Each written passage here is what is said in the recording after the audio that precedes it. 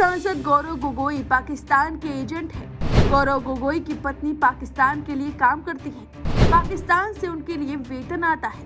ये सवाल असम के मुख्यमंत्री हिमंता बिस्वा शर्मा ने उठाए हैं। जहां पहलगाम में आतंकी हमले के बाद बिस्वा के इस सवाल से राजनीतिक गलियारों में भूचाल आ गया है। दरअसल हेमंत बिस्वा शर्मा और गौरव गोगोई की आपस में लड़ाई हो गई है।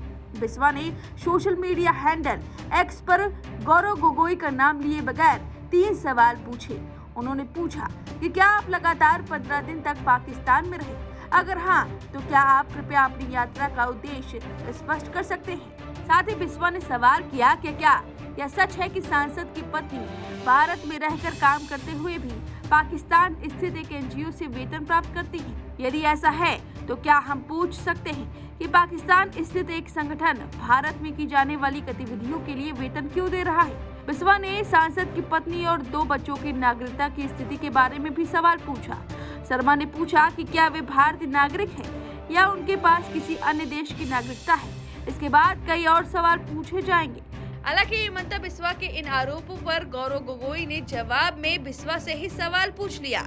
गौरव गोगोई ने पहला सवाल पूछा कि अगर आप मेरे और मेरी पत्नी के खिलाफ दुश्मन देश के एजेंट होने के आरोपों को साबित करने में विफल रहते हैं तो क्या आप इस्तीफा देंगे?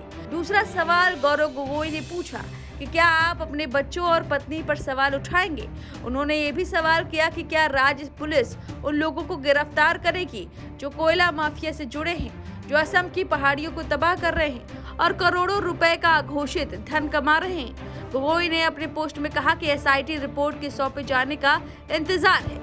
दरअसल ये विवाद कोई नया नहीं है। फरवरी 2025 में असम सरकार ने एक विशेष जांच दल एसआईटी गठित की थी, जो एक पाकिस्तानी नागरिक अली तौकीर शेख के कथित हस्तक्षेप की जांच कर रहा था।